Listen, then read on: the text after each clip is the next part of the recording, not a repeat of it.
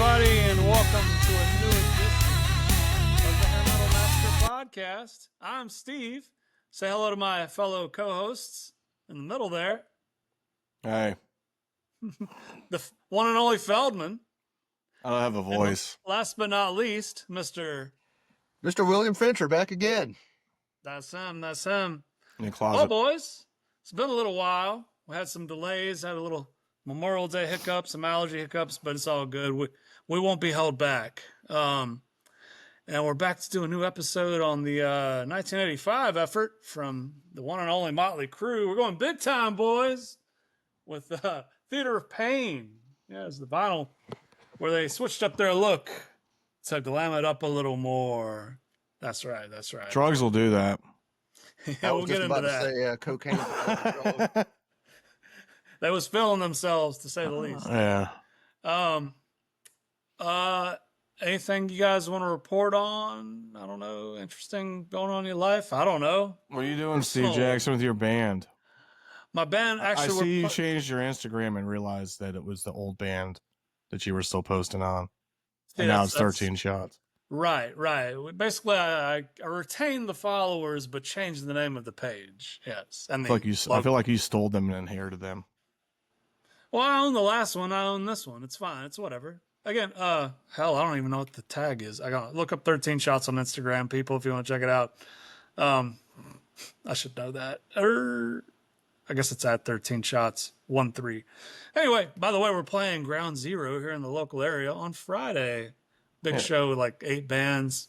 Sweet little set. It's gonna be cool. What's the cover? Oh, what does the? Wait, it was a Sunday, right? No, it's Friday. This Friday? This coming Friday. Yep.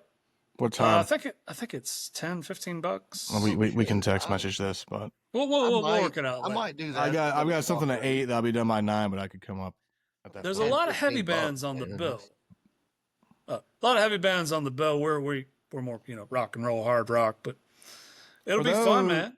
For those more familiar with big name bands, coming to Charlotte in September with a Groupon is Judas Priest and Alice Cooper on a Saturday in September. And it's like $35 still. Like, I guess the Groupon comes and goes. I'm still going to try and go. It's also Corrosion of Conformity, right? Mm-hmm. And Alice Cooper and Priest, yep. Like, we can't see cover bands in our local town for less than fucking $40. Yeah. That's not a lie.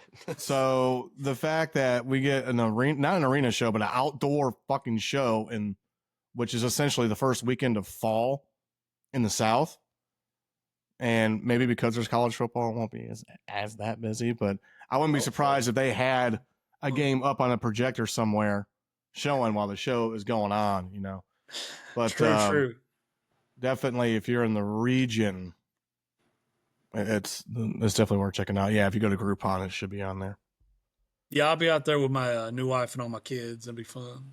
The kids love the Alice Cooper, But, well, fellas, I came across some news earlier today. Not really news, but an interesting article from the Loudwire. You guys ever check out Loudwire? Sounds familiar. 5 hair metal bands whose biggest selling album isn't their best. See, why don't we just say this for a separate episode at some point? No. Let's go ahead and get into it. It's just some controversial. We'll skim I would it over like to. Yeah, this is interesting. Yeah. So first up on the docket, we got who we're reviewing tonight, Motley Crue. They're saying biggest album, Dr. Feelgood. I agree. By the time Dr. Feelgood hit the shelves, it was Motley Crue at their cleanest, both literally and sonically. Newly sober and armed with super producer Bob Rock, they delivered their most polished and professional record to date. They're saying their best album is Shout at the Devil, where the real Crue magic happened. Do it now? I got to disagree. I think Dr. Feelgood is their best album. Shout at the Devil is my second favorite, to be honest. And then Too Fast for Love. But, dude, I don't know. Me personally, you can't fuck with Dr. Feelgood. That album still sounds great. Yeah, that album just kicks so much fucking ass, start to finish. Yeah, great songs. They got it together for that one. Won't get into what they said. Leopard. Well, you already asked me. Oh, yeah, Feldman, what do you think on the Crue? Hmm.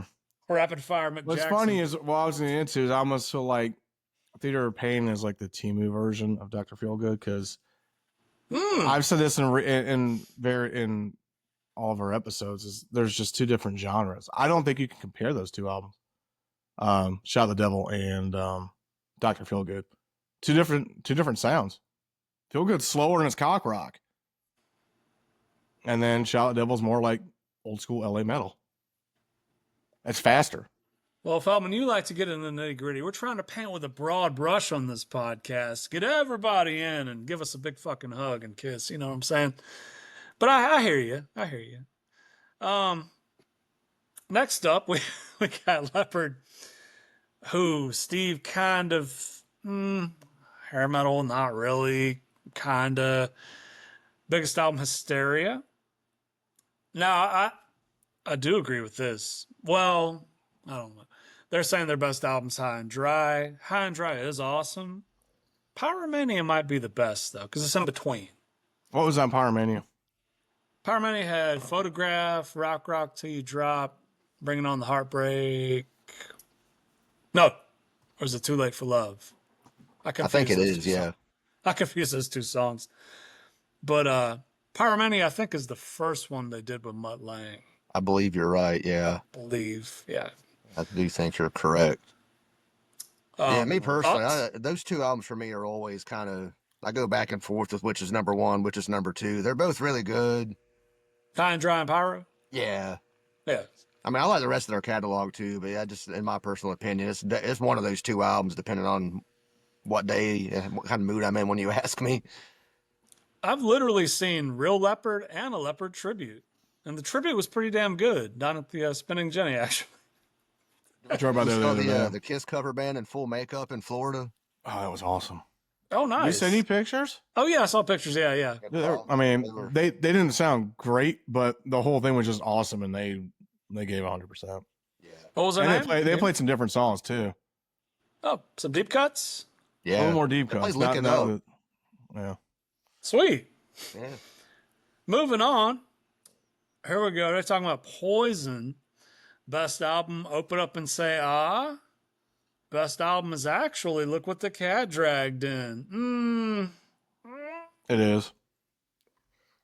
Both have banger ass songs on them, but I mean, if you got to pick one, look, literally, me and my old friend years ago, I don't talk to anymore. We had a discussion on this genre in which we're covering on this podcast, and it was like, if an alien came to Earth, what song, if you were trying to talk music with them and, hair metal, what song would you play for them? I was like, Nothing But a Good Time. It has everything.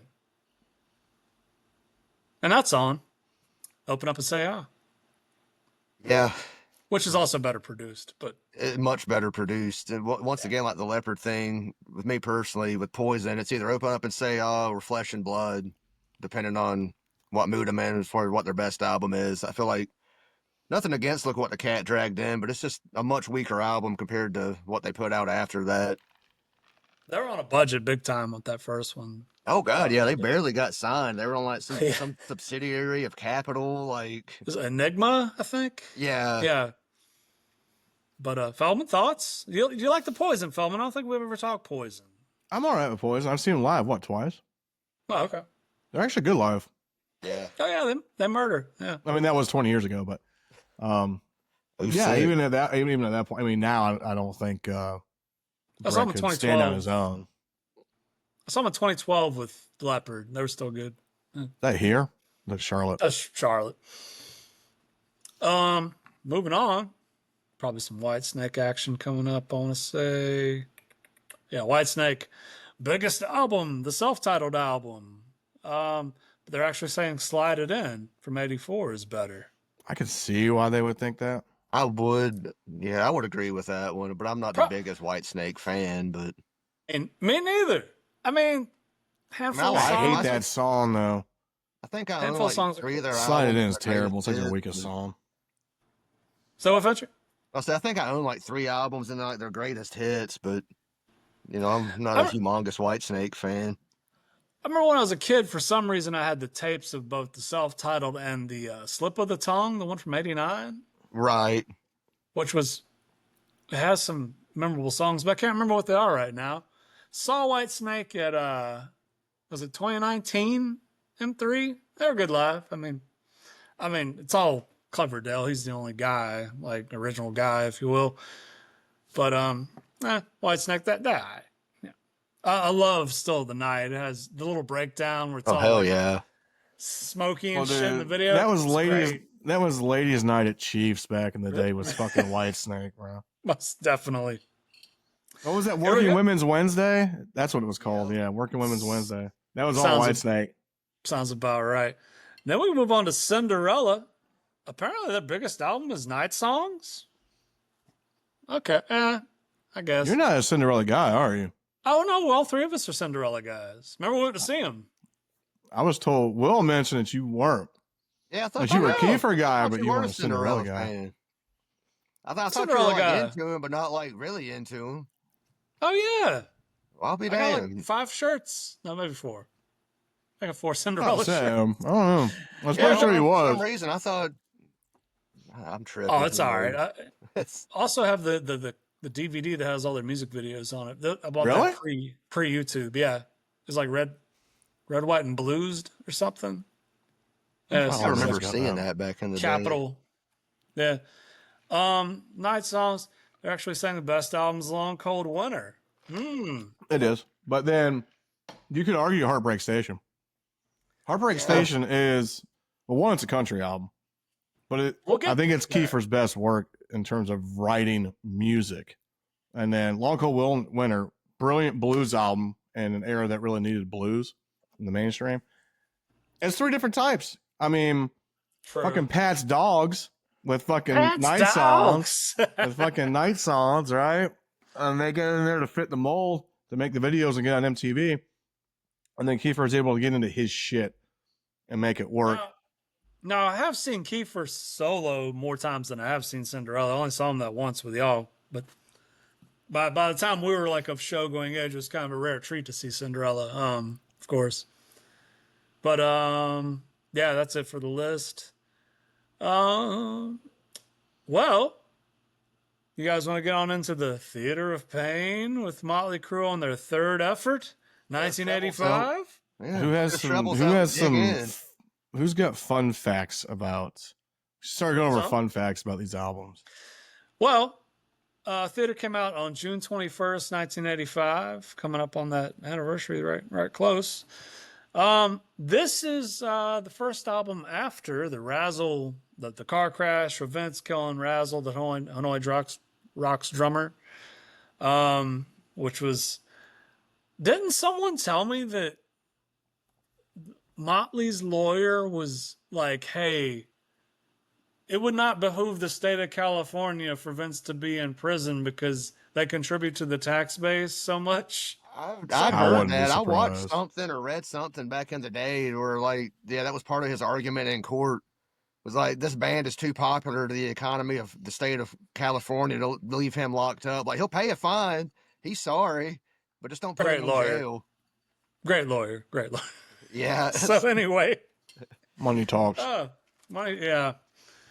This is another effort produced by Tom Werman, who also did Shot the Devil just before. It is quadruple platinum, 4 million in sales as of 1995. I guess more by now, probably. It was recorded at both Pasha and Hollywood studios. Now, Pasha, we've mentioned on the podcast before, where also Metal Health and Last Command were recorded. So Razzle died on December 8th of 84. Gee, what else has happened on December 8th? December 8th is a cursed ass day. Let me tell you why.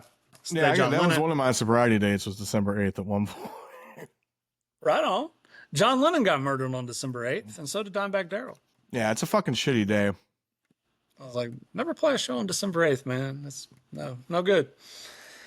And at this point, it's been 2 years since Shot at the Devil. Apparently, I didn't know this. Nikki was already into the heroin by this point. And also, I found it interesting they were considering sacking Mick as guitar player. Oh, I did not know that. This is news to me. And in interviews since, as years went on, the members are not big fans of this record. I get it. You're not gonna love all your albums, No. but nah. All right. Well, let's get on into it. Feldman, I hear you've been traveling around. You got some of that City Boy blues? Yeah, Yeah. sure. Yeah. Hold on. We can refilm this. I don't know why that's outputting to my speaker. Could you all hear that when I did that? Yeah, I heard it. I heard it. Yeah. Huh. Weird. Have you tried Well, turning it off and turning it back on? this is the first time this has done this. So hold on.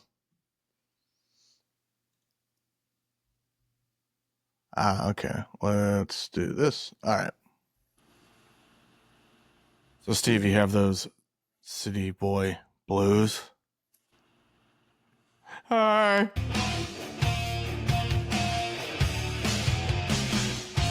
Fireflies in dog fights, running hot in the heat. Street nurse, another bribe. Things too hard to believe. The head out.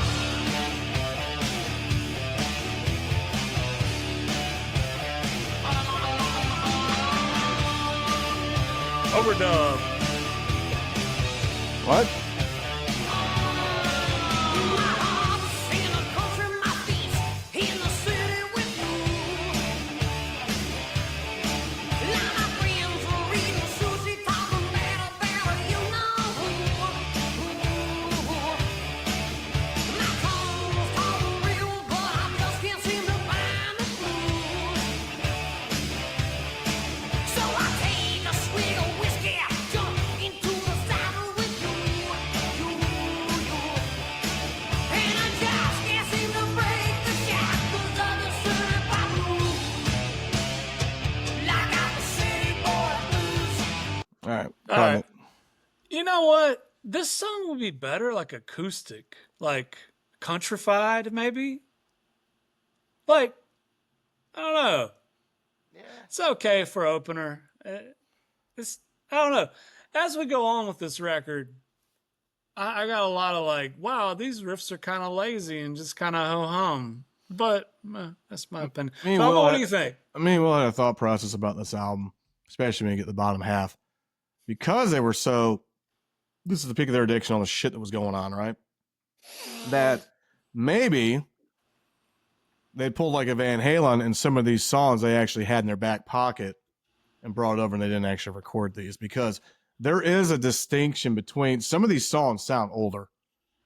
Yeah. Agree And with you'll get that. down to the end of that, and I don't know if there's any. I mean, it's just a conspiracy, maybe. I hate using that word, but at the same time, it's like it's a wild thought, but there is a distinct difference on some of these songs. I don't For think City it's that Boy wild. Blues? You know, Tom Werman got hired to do a job. The band was fucked up out their ass. He just made them pull something out, whatever they had. And he's like, I'll do what I fucking can with it. Like, turn it into the label and hope for the best. If anybody I mean, has a like- comment or knows anything about that, could leave a comment on the YouTube. I mean, like by the Devils, shout out to Devil Tour, they were like notorious for their fucking partying. Like everybody knew. I watched a video like a couple days ago. Tommy just downed an entire bottle of Jack Daniels. Hey, I've done that before. That's a But pro. yes, an entire Goddamn. As for City Boy Blues, I actually love this song. It's a I want to say guilty pleasure, but it's low key. Like I hear it, it's like hell yeah. I want to say love. I really like this song as an opener. It's a very dumb decision. It's not a good opening song. It lacks the oomph. And it doesn't bring the energy the other two any of their other albums do. It's like they kind of starts like, yeah, we're here, cool, Motley Crue. Whole album lacks the oomph, though, Steve. Mm-hmm. All right. Well, Fincher, anything else on your? I don't think it's a terrible song. I don't think it's the best opener. I like it a lot more once it really gets going. I feel like it starts a little bit clunky, but it's got a cool groove. It's the type of song I would have loved to have come on at was that like Froggy's when we were in Daytona? That would have been a cool surprise in that environment. I would have been like, this is tops right now. Better than Yeah, that it's not fucking butt horrible. rock they started putting Overall, on. I like the song. Not the best opener, but I've heard All right. worse. Well, let's move on to their cover of Brownsville Station, "Smoking in the Boys' Room." Oh, can we watch a video on this? That's what I was trying to see if I could bring it up, but it's pretty smoky. Oh, No video.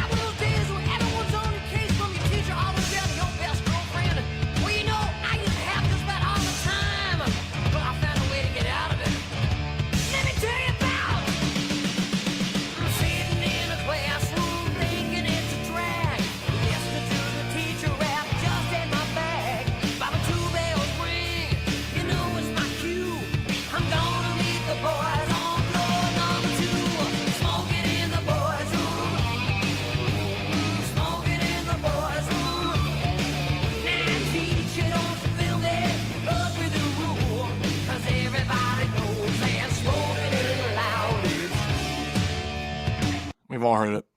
yeah, it's pretty well known. Only about 3,300 times. 28 million views. Oh, I also have the Motley Crue DVD of videos collection. It's called Greatest Hits, I think. I mean, I don't know. It's fine. It's pretty true to the original song. To be honest, when revisiting this record, literally record vinyl, yeah, cool ass vinyl. It helped that it was on vinyl for me. Like the quality of the sound. I don't know, something about it pops better on vinyl. Yeah, it takes me back to like middle school, high school, where literally my boys' bathrooms always smell like cigarette smoke. Yeah. It's not Okay. that. I mean, when I got into Motley Crue back in my senior year again, I really wasn't big to them as a kid. I just remembered MTV and Headbangers Ball. Crue I really think about throughout the 90s, but for some reason I'm sure it came on at Rock 101 one time. I was like, oh shit, and then I got back into them. And this is a song that I play a lot. This is like I'm trying to think of a way to put this. This is like Dark Side for me. Does that make sense? I don't want to hear Dark Side. I don't want to hear it anymore. It's great for what it is. I fucking hate it now. I don't want to hear it anymore. It's like Sweet Home Alabama. Well, that sucks either way. But I can say the same thing on here. We get down to track 5 on this. Yeah, it was awesome for the era, but it's just 39 million plays, 28 million plays. That means I've heard it a lot. So I'm kind of like, I'm good. That's why I think there is a lot of good songs on this album that stick out otherwise. But 2 of their biggest singles are off this album. You could argue it is their 2 biggest singles. Could. At least one of them. But, which is weird because Dr. Feelgood doesn't get old to me. I actually heard it this morning. It came up. I played it. It's fine. But Home Sweet Home and Smoking in the Boys' Room.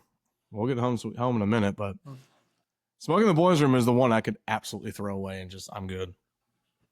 Fincher? Oh, as we've gone over in previous episodes, I'm not in general, the biggest fan of cover songs. This one, I don't hate it. Kind of like your point, Steve. It's pretty true to the original. It's executed well. But, I have a somewhat favorable opinion of the song. But just like Feldman said, I'm also sick of it. I've heard it 90, 100, fucking 8 billion goddamn times.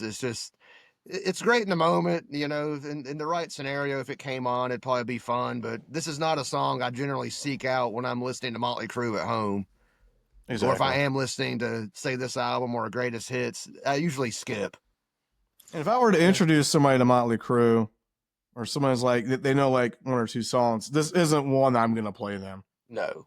Right. But the best way to listen to Motley Crue, Feldman, is loud. And some would say louder than hell. I wish he would have done that different.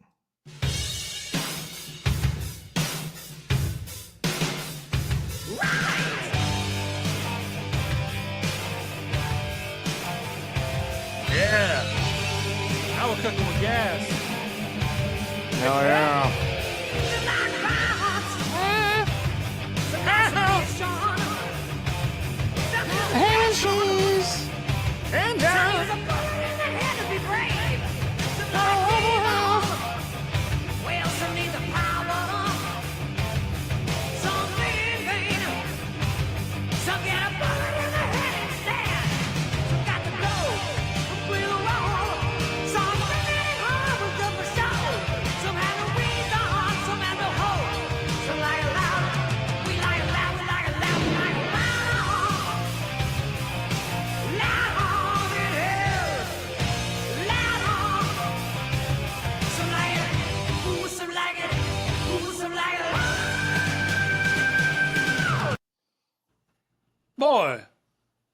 the number of times that he says the word "some" in this song, like every line starts with some.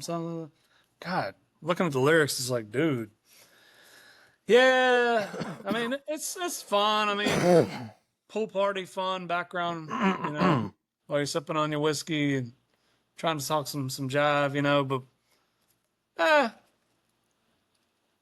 it's kind of, I don't know, it's just kind of it's got a nice groove, but it's like kind of forgettable riff.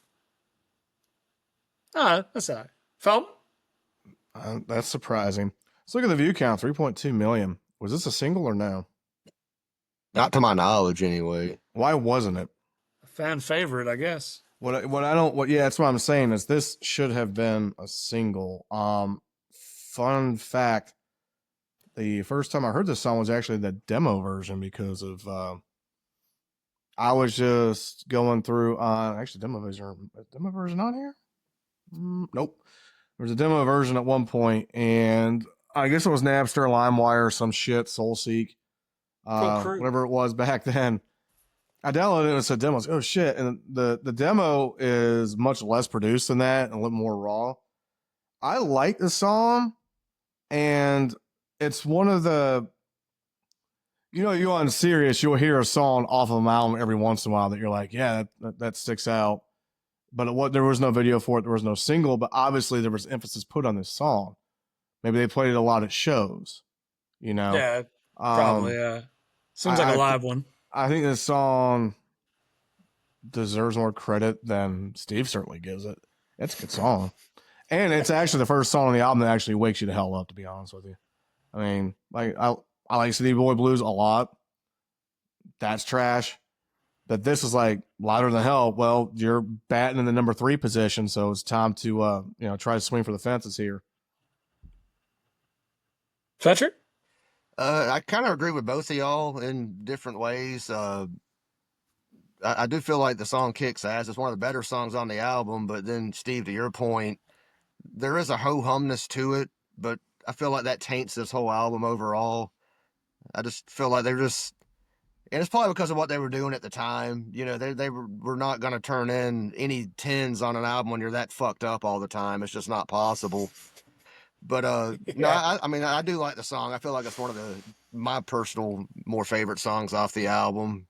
Kind of sounds, like it could be off one of the first 2 Crue albums. It wouldn't be out of, kind of like Feldman was saying earlier, it sounds like it could be, a older song from one of the first 2 albums they hadn't fleshed out yet. Definitely on Shout. Yeah, not that that's a bad thing. I mean, but yeah, I like the song overall. Well, Feldman, are you a gambling man? Because if you are, you need to keep your eye on the money.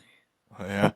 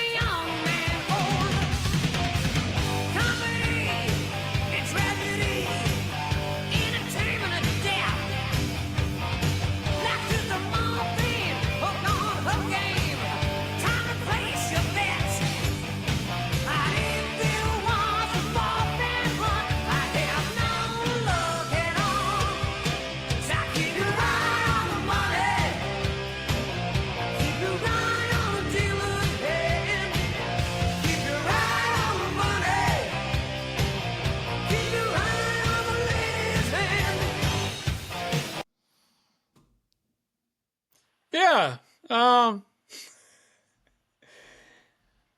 Fun, about as memorable as the last one. But I mean, like, at least I can remember the melody. Like, the riff, the verse riff especially is kind of lazy, but it works. I mean, I'm sure it was better live if they played it live. Because, there's those songs that are like, you hear it on the album and it's like, but then you hear a live version or you actually see them band live and they play it and it's like, damn, that was way better than the album cut of it. Yeah, fun. It's much better melody. What do you think, Feldman? I don't understand why you don't give this enough credit.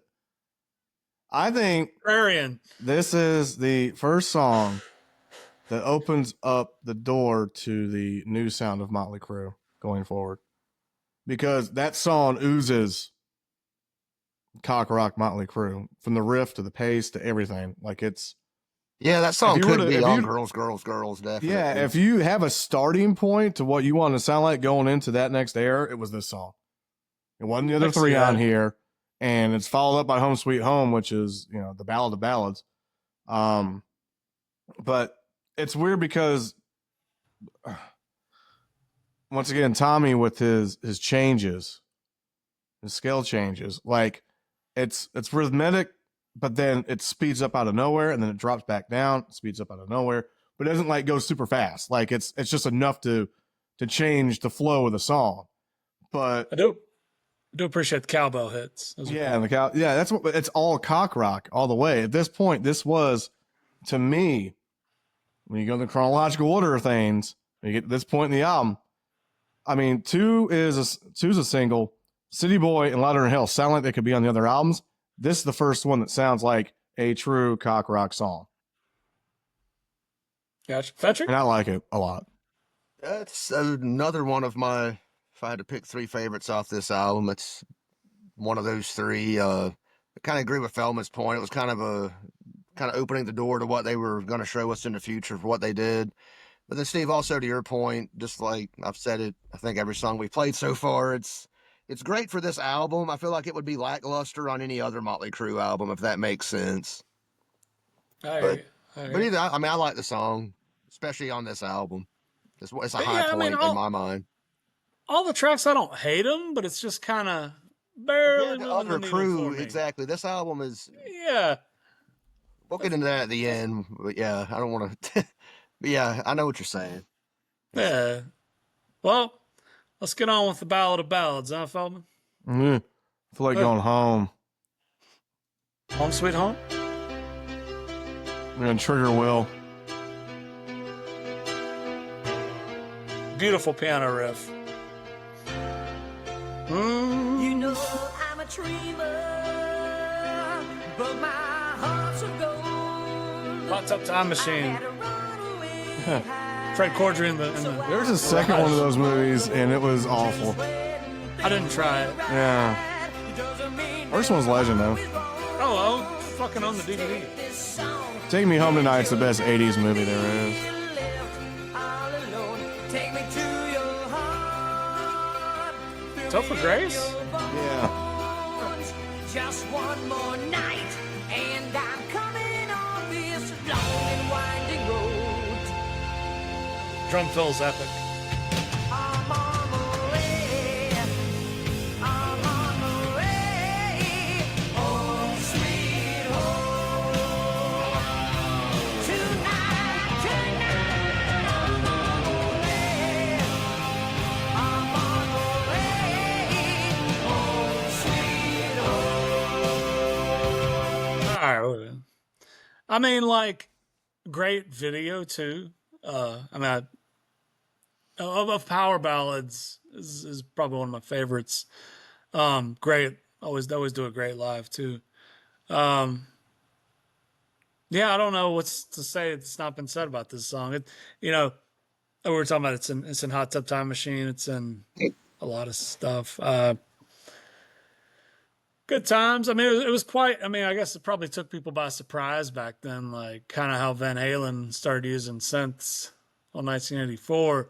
This was probably like, what the hell? Motley's got a ballad? Bullshit. But yeah, the ladies like it. Everybody else eventually got into it, I guess, probably. Yeah, thumbs up from Steve. Feldman? Yeah, when you hear this song for the first time, they either went two directions. You're like, holy shit, what the fuck is this? Or it's, holy shit, they fucking sold out. Like, it's one of the two. Yeah. It was their I don't know. It is a staple for movie soundtracks, TV stuff. I don't know who actually wrote it. It's the ballad. I mean, it's great. It was a Home Sweet Home or the other one, Will? Which one? Which one did you use in the wedding? I forget. It was Oh, Without You was played at my was wedding. Without You. Okay. Dr. Feelgood, yeah. First Dance. Home Sweet Home I can still listen to. It's kind of like the Stairway. It's fine. Smoke in the Boys' Room is like the dark side. Home Sweet Home is like the Stairway for me because I can still listen to Stairway and still enjoy it. It was the seller for this album. If this song was not on this album would not have been jack shit. 39 million plays. Yeah. YouTube at least. Yeah, and again, if this album doesn't work if this song's not on it. It does kind of define the era of Crue right here. Yeah. Well, yeah, Like the whole. Oh, fun thing about Motley Crue, fellas. I don't know if y'all ever noticed. With every album, their logo and their look changed, at least in the 80s, which I always found fascinating. And there's a book that's kind of hard to find now, but it's called The Visual History of Motley Crue. Yeah. And used to get my hair cut at the shout out to the recently closed Hollywood Vampire Salon. The girl, not twins, but the sisters that ran it, they were super into like LA Guns, huge LA Guns fans, Motley Crue fans, the whole nine. They actually had the book there, and when they moved to Greenville, they used to be in Asheville. But really cool sisters, really cool salon, and they had that book, and it's like out of print. And I was like, "Oh, y'all know this is like valuable, right? Like y'all should take this away from the waiting room." Anyway, I need to get that book eventually if I can get my hands on it somewhere. It's pretty cool. Well, if they're closed, they might just give it to you. I don't know. I should ask them. Patty and Teresa, that's the sisters. Yeah, I should ask them to see if they'll. It sound like Motley Crue fans from 1985. Mm-hmm. They've actually like hung out with them and stuff. Like I was like, cool. But they're really big on the LA Guns. Like Hollywood Vampires is a LA Guns album, you know. Fincher? It's kind of like Smoking in the Boys' Room. I really love Home Sweet Home. It's just I've heard it 900 times, so I rarely voluntarily listen to it. I mean, if it comes on, if I'm riding around and it comes on Hair Nation, I'm not going to change its channel. But no, it's an awesome song. I feel like it is kind of like the career-defining song of Motley Crue, especially the casuals. You know, kind of like Pour Some Sugar on Me is the Def Leppard. Yeah. But no, Yeah, this people song, who ain't into the band know this song. yeah, exactly. But I mean, it's a top-notch power ballad in the genre, in my opinion. I know the solo's nothing crazy technical in this song, but it just shit blisters. I feel like adds a little bit of heaviness into the otherwise kind of in typical Motley Crue fashion. But I would definitely probably put this in the top 5, top 3 power ballads if we ever do that at some point in an episode. Sure, for sure. But yeah, kind of like Feldman said too, I think if this album did not have this song on it, it would be even more forgettable than it is. Generally, it's got to be on your playlist too. Your personally curated Crue playlist. Definitely. Talk about bands. Well, move on to the next track tonight. We Need a Lover. Just talking about hookers, right? Probably.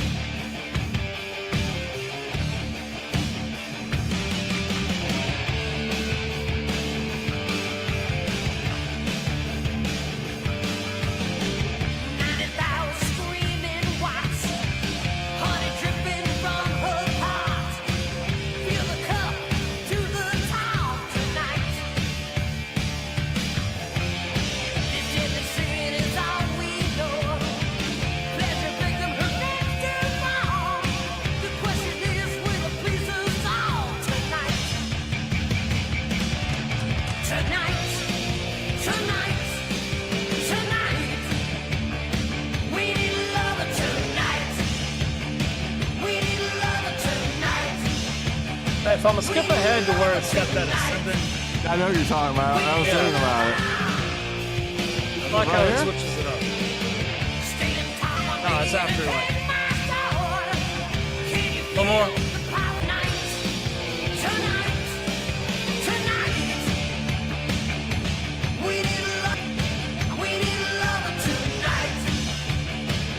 It's basically the bridge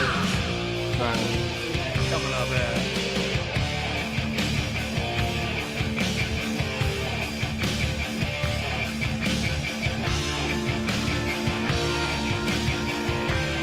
Little synthy. Thunder Roads?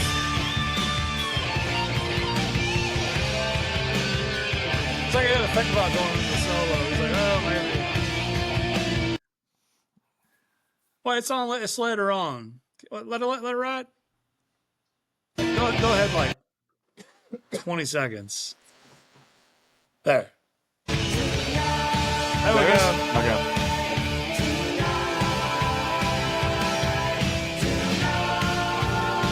I like that.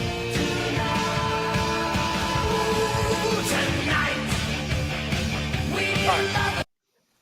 Yeah, I like how that little the chorus ensemble, if you will, they threw in there. That's like that. Oh, that threw me for a loop. Yeah, it makes the song stand out a little more from the others in this record. I mean, I would put this on my playlist. It's bopping and weaving. You know what I'm saying? Like, it's in the pocket. I mean, Here's the thing. Does that not sound like it could come off Shot of the Devil? yeah, pretty much. Yeah, it's got that. That's- It's got this that is shot what- of the devil swing to it. Yeah, This is the first. It sounds like Knock 'Em Dead Kid. This is my Yeah. favorite. This is probably my favorite song on the album. There's 3 different sections of this song. It's technical for them. it has movements. It's good. Yeah. Not it's, really. it's a great fucking song. I could go as far to say it might be top 5 Motley Crue song for me of all time. Damn. I love that fucking song. Y'all don't give this album enough credit. I mean, you can say what you want about the 2 singles, but there has not been a bad song yet. It's not that it's bad. There's just unrealized potential there. I feel like under different. I do feel like these songs obviously they all be mailed this better. shit in, and again, we get these bottom 4 or 5 songs. It feels like they didn't record it for this album. That they brought it over for. I wish somebody would confirm that for me. It's like, oh yeah, they totally just they only recorded like 3 fucking album or 3 fucking songs, and there was 1 cover, and the cover blew up, and they mailed it in for a single, so they didn't have to shoot a music video, so they go get fucked up, Werman said, "Yeah, that. Yeah. Yeah. Yeah. Fetcher? This is probably one of the final of my 3 favorites off this album. Not in that order. This is a great song, but kind of like I said a minute ago, I feel like there's much like the album as a whole, just unrealized potential there. It still rocks. It's definitely, I think, one of 2 high points on the album. But I feel It's like got a after- pulse. It just doesn't really. That's what I'm saying. It's good, but it I feel like under different circumstances with the band, maybe a different producer, it could have not just been good, it could have been legendary. Good, not great. Exactly. Yeah. I mean, it's good. I like it. It's definitely a high point on this record. But I've got a thing for like B-level Motley Crue songs, like Knock 'Em Dead Kid, this song. Okay, I mean, the ones that were like borderline singles, like Louder Than Hell, that were borderline singles, might have had a video, like the one that we were talking about, where it was supposed they had a video for it, but it was banned from MTV, so it never aired. That's on Dr. Feelgood. I can't think straight right now because I feel like something's piercing my head because I'm sick. But yeah, if you're wondering where I'm getting these takes from, is because I like a lot of B-level Motley Crue. I don't think you're wrong. Like I said, I mean, everyone's got their bands they do that with. That's totally cool. I understand. I feel like I it do that falls with Brittany off after Fox. this song. I feel like this album just takes a fucking nosedive off a cliff after this song. Here's what's interesting. Is Use It or Lose It the last one on the official release? Oh, it might be. That's This what one I'm- could be like CD bonus tracks. I think that's what we're looking at. The Crucial Crew re-releases. It says deluxe version. Yeah, it's I mean, I got all listened to the it on extra. Spotify, and it looks just like this. It even has like those demos at the bottom and all that. So that's Yeah, what they Which I, we definitely- weren't going to do the demos. On the Which Will hates Save Our Souls. We had this discussion, but I actually like Save Our Souls. oh, why is this not listed on here? Yeah, use it. You get the Chinese knockoff, that's why. No, this is the official. Steve, what it might have been, they might have kept the original, like the paper case, the original print, but added those bonus tracks on the record. Yeah, we go all the way to fight for your rights. Okay. So, all right, we had 10 tracks. All right, gotcha. Go on with the next one. Use it or lose it.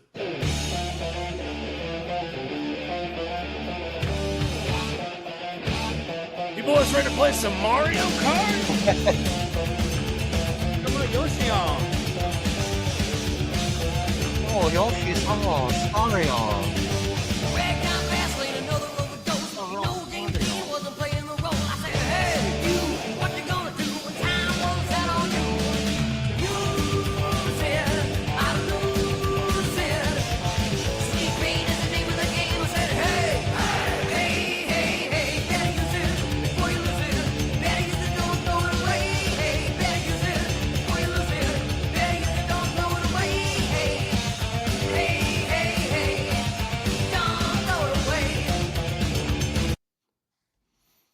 Heavy Priest vibes. But I like the energy picking up right here. Like, that's cool. It's kind of a throwaway track. I mean, but generally I like the vibe. I mean, It is. very priesty though. It is, but Mick shines. Yeah, The he riff needed is to. really good on it. The riff is what saves the song from being a complete throwaway. Because you can tell everybody's just like, all right, just play something quick, right quick, and get it out of the way and just get it in. Mick's like, fuck it, drop down on one of the fucking notes on my amp and we'll just go with it. And that was it. It does sound like It's a good song. quickly put it together. Yeah. I mean, it was rushed. It's like, we got to get this out, you know. But I like Mick's riff is really good. Yeah, it's not a horrible song, but I do, to y'all's point, I feel like it was just kind of rushed and thrown together. They were like, you know, I don't know if it was the band or the label or Tom Warman was like, hey, we need one more track, guys. That's what it feels like to me, is they were just kind of like, you got any ideas, just put something together. We just got to get something else on tape. So it's not horrible because, I mean, it's Motley Crue. They can only get so bad. This album's a testament to that. But, yeah, I give it it's like mid-level. It doesn't suck. I don't love it. Not really stands out about it, but I'm not going to be Middle of the pissed off if it road, comes on. Yeah. Well, Feldman, give me a pun. Nobody's going to save our souls. That's right. That's right. Save our souls for rock and roll. God gave Mm-hmm. rock and roll to us. Save our souls. Ballads. Ballads.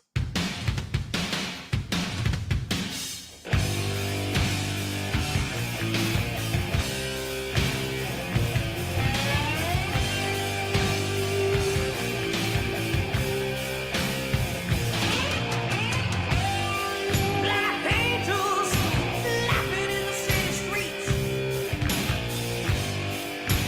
Street cars screaming pain and clench the teeth. The moonlight spotlight all the city's crime. And got no religion, live while the fight. Save our souls for the heaven. For life so good it so feels bad. Save our souls for the heaven. Save our souls for the promised land.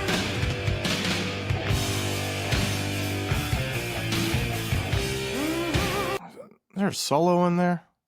Yeah, it was like a slide guitar solo. Let me go forward. Save our souls for Come on forward. the promised land.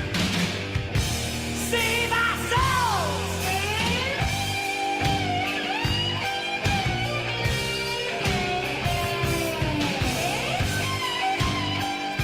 No, he's got the little glass piece while he's doing the solo. Yeah. Yeah, not a slide guitar, but You know what this song sounds like to me? Sabbath. It sounds like a Black Sabbath song from either the Dio or Tony Martin eras. That's exactly what the Really? fuck. It sounds like Tony Iommi was like, "We can't use this. Do you guys want it?" That's literally what it Especially on the sounds verses. like. I get Kiss vibes from that. Huh. Well, I could see that too. Yeah. That's what I was saying. God gave rock and roll to us. Like, it's kind of like an offbeat of that. But you're telling me, though, you felt like this was like a We Are the World song that they did on purpose. I like this song a lot. Yes, because it's so Sabbathy. That's why. Might be. I don't see how it's Sabbathy. It doesn't, not The classic. Tony Sabbath. doesn't use the verses. slider on the Dio fucking. Sabbath or Tony Martin. It doesn't sound like classic Sabbath, but It's 80s Sabbath yeah, for it's sure. got that Like, vibe all fucking day in my book. yeah, the verses especially, like the riff, just and But I the, can and the hear phrasing Dio or Vince Tony is Martin, doing. either one singing that song, and it would make perfect fucking sense. Totally. Well, we Well- share our opinion on that. Now, this one is We Are the World, ain't it? I don't know, but if you're in the crowd, you need to raise your hands to rock. I raise my hands to dump.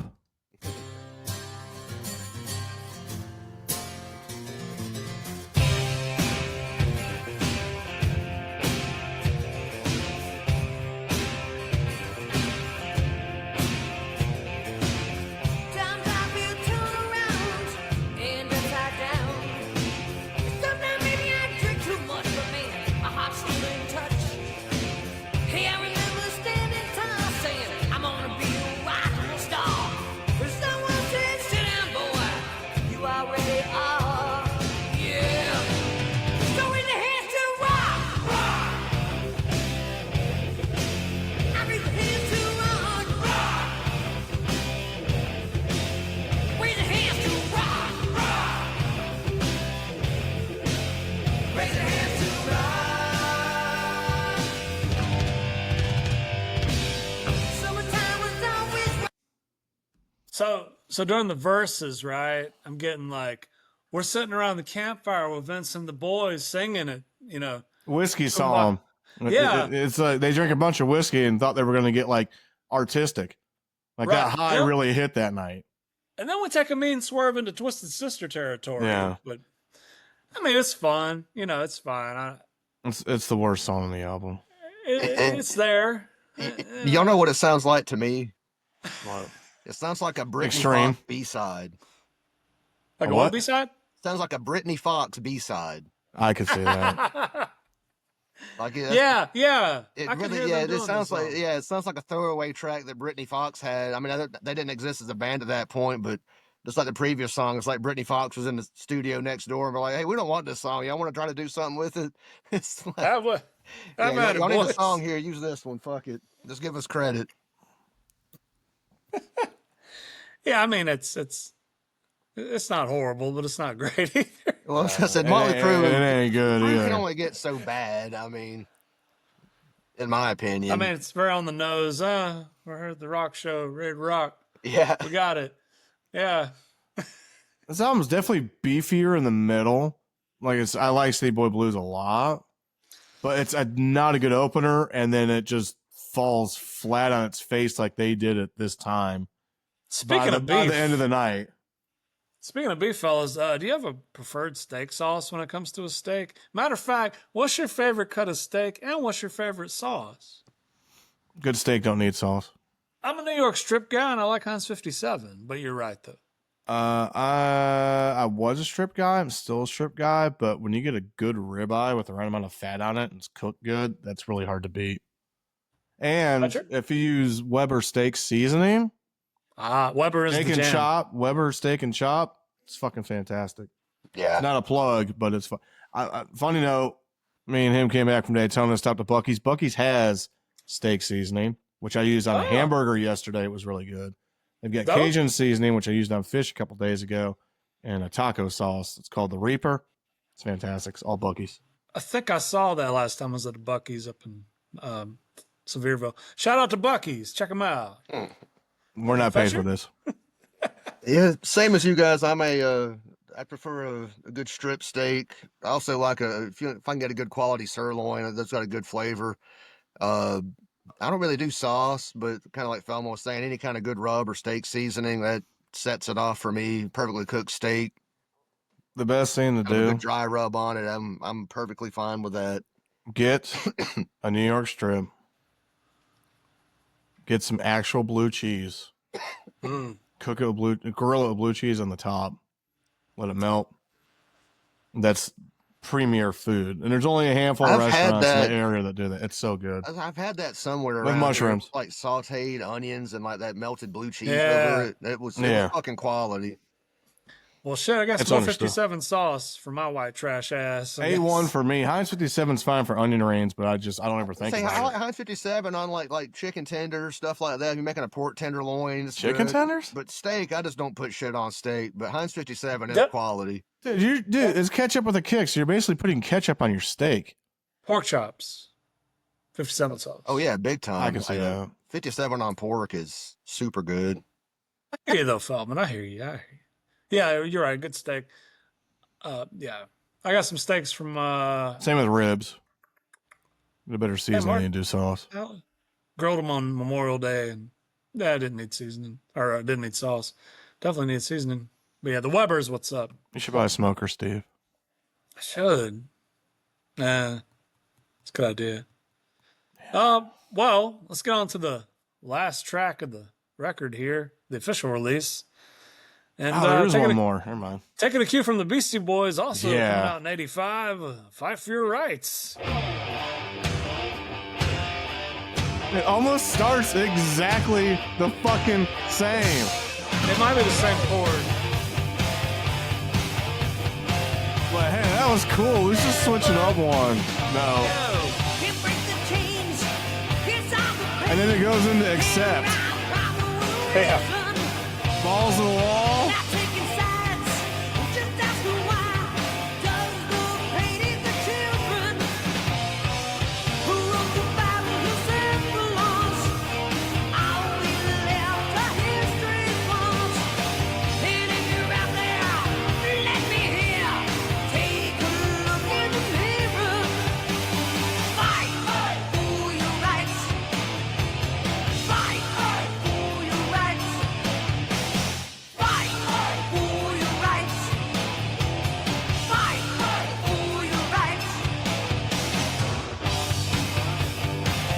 Bro, Nicky's. The fuck? These verses are talking about the Bible and all this shit, and like, but then Nicky's like, just fucking just make it a sing along fight. This is total phone in. Last track. Oh, we gotta do something. Shit. Big time phone in. Didn't you take that that sounds like that and change this? Here's the thing, like Yeah. the song's pretty good, but it's obvious that they put like no effort and they just ripped off like 3 other fucking songs. Yeah, there's no effort at all in this song. Right, But then it's, again, I don't know when was I feel like Beastie Boys was later in '85 though. That was '87, wasn't it? But this way, Nicki is notorious for ripping off riffs, so we'll put it that way. No, I think it was '86 actually. So Right. this actually came. So you're telling me the Beastie Boys ripped Motley Crue off? Hey, Ooh. sure. They probably listened to everything though. To be honest, back in Huh. Well, they're all dead. Well- so. Yeah. Well, no, 2 of them. No, 1 of them died. I thought they all died. Nah, just 1 of them. Oh, sorry. Well, fellas, it's Gold Skull time. Dog. Dog. And let's switch it up and start with Fincher. The honor is all mine. 1 to 5 gold skulls. I would If honestly I'm gonna kill the overall music. I'd give this album a 2. There's no music playing. Where's my thing at? Part of me wanted to like say high. 2.5, 2? but it's just I was gonna think you were gonna say 3.5, and that was being nice. well. Let me say this: I do think this is, at least of the original Crew albums with Vince Neil, by far the weakest. I would even rather, generally speaking, I think Generation Swine is more interesting, at least. This it's album really does unlistenable, man. sound- Why? I don't You get know, it. this album has its high points. Like I said, there's 3 songs I really think are just fucking rock, but the rest of the album I do feel like is just kind of if not just meld in, the last two songs definitely are just fucking meld in. Those are just zero Ho-hum. effort. Just go through the fucking motions. We got more shit. Our minds on other things, like. But yeah, I do feel like it's the weakest of the original Crue albums. But like I've said a couple times during the song reviews, Crue can only get so bad, in my opinion. So if the worst they can be off being crazy alcoholics and on insane amounts of drugs is still to give an overall 2 of an album, in my opinion, I just feel like the bad points and just the overall just lack of inspiration, I guess, just to me drags it down to a 2. Like I said, I was really because I listened to this album 3 times for this review. The first time I was at 2.5. The second time I said 3. Then I listened to it again about, I don't know, 2 hours before I did this show. That's when I settled on just 2. Let's say it's not great, it's not horrible, but it just as far as the Crue, if it was from a different band, I'd probably give it a 3. To be honest with you, if some other band of this genre sent this album in, but at least me personally, I have a lot of expectations when it comes to Motley Crue, and I know their other material is hella strong. This is a Pretty Boy Floyd 3, but a Motley Crue 2. Yeah, yeah, exactly. Yeah, yeah. Yeah, from a Feldman? lesser band, I would give it more, but It's a bridge album. Positional period. Yeah, I mean it was a bridge, but you got 2 of their biggest singles off of this album too. There's one they might have mailed it in on some of these tracks, but I've heard mailed in tracks from other bands and they're unlistenable. The only one I hear is just really garbage is Raise Your Hands to Rock, because I just feel like it's an insult for putting that out. Cebu Blues I still like a lot. Tonight We Need a Lover is one of my favorite Motley Crue songs. If not top 5, top 7. This motherfucker gets a 4. That's better than any Wasp album. Yeah, it gets a 4. 4 out of 5. Yep. Well. I have to meet somewhere in the middle, fellas.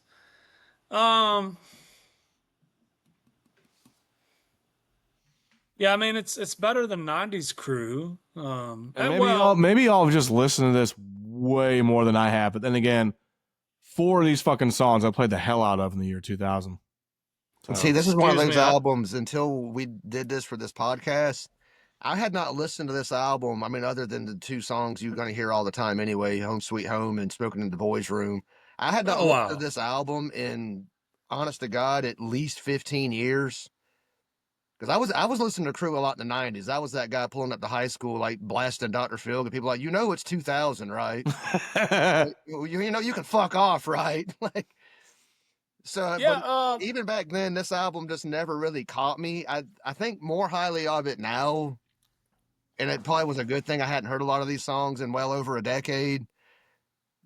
I think overall, I have a higher opinion of this record now than I used to, because before we got in to do this, I thought this album was just absolute garbage bin bullshit. I'm like, no, I've given that album chances. It sucks. I don't want to listen to it again. But when I'm revisiting it, I discovered a lot of. So if you didn't revisit it, you would even like a 0.5 is what you're saying? If you gave it a 2. Oh, if you would have asked me like 3 months ago, just if we were hanging out and y'all to say, hey, what do you think of that album? I'd have been like, it's absolute garbage. It sucks. It's doo-doo. Doo-doo. thumbs down. But like I said, it's been a long time. Fincher. It never grabbed me back in the day. But like I said, revisiting it, I can see the strengths in it. It just always felt cheap and uninspired to me way back when. Let me take it back. 90s Motley Crue. I've never actually listened to Generation Swine. I mean, their re-recording of a redo of Shout at the Devil's pretty cool. But the self-titled record that should have been called Motley Karabi is great. Yep. Just should have been called Motley Karabi, but nobody knew who John Karabi was. I'm going 2.5 gold skulls here. Yeah. I feel like that's a good spot to be for me. A lot of the tracks are, as we said on the Wasp record, like background barbecue music, like I ain't going. It ain't it ain't obnoxious modern top 40 or anything. It's fine. Rocking, chilling, eating a hot dog, sipping on a Miller Lite. Works for that. But I ain't really gonna seek it out. However, if I make a mega Motley Crue playlist, I'll put 3 or 4 tracks of this on it. I can't remember stuff, but it was actually "Time for Change" is what you were giving me shit on, saying that was a "We Are the World" song. Well, That's at the end of Dr. Phil. yeah, that's what I'm looking at. And actually, I love that song. Controversial opinion. Well, but looking at fellas. but looking at Dr. Feelgood's full list of songs, it is top tier, top to bottom, and that's even with giving them a 4. We'll get to that record, fellas. Don't worry. We'll have a big party for that one. All right. Well, we'll be back in about 2 weeks. Skibbity bop. Feldman's going to work on a video intro for our YouTube page. I understand. Yeah. Sure. Yeah. It's going to be hot. If you don't know, if you're just listening to the audio version on Spotify and Apple Podcasts or whatever, we have a YouTube channel also. Check that out. If you have any complaints, grievances, or suggestions and comments, feel free to email us at hairmetalmassacre@gmail.com. And thank you for checking us out. Hey, fellas, I was thinking, we should keep the 1985 train rolling on through this 2025. And what you guys thinking about rocking like Dockin' with a little underlocking? Fuck yeah. key? Yeah, next Hell time. yeah. I regret not buying that fucking record player down there. I knew that was going to happen. We'll just have to go back and get it. That's no big deal. I guess so. Yeah, It'll take no 14 big hours. deal. It's a record player or something? Or? Dude, you haven't seen a record store like this in a long time.